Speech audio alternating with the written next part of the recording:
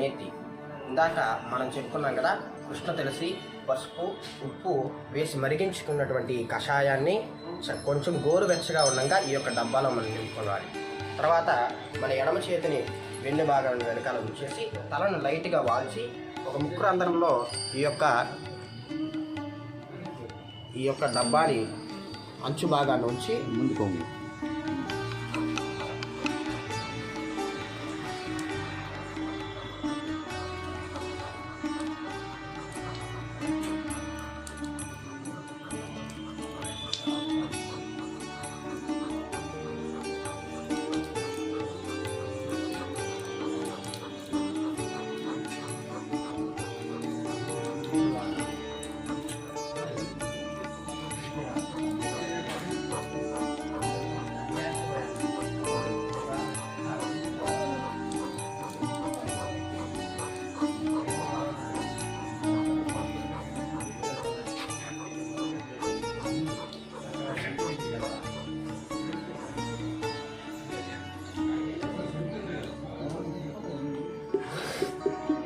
ఈ విధంగా నోటితో మాత్రమే శ్వాస తీసుకుంటూ ఒక ముక్కు రంధ్రంలో ఈ యొక్క డబ్బా యొక్క కొనభాగాన్ని ఉంచి ఈ రంధ్రంలోకి ఈ యొక్క కషాయాన్ని మనం పంపించుకోవడం ద్వారా కఫాన్ని మనం శుభ్రం చేసుకుంటాము.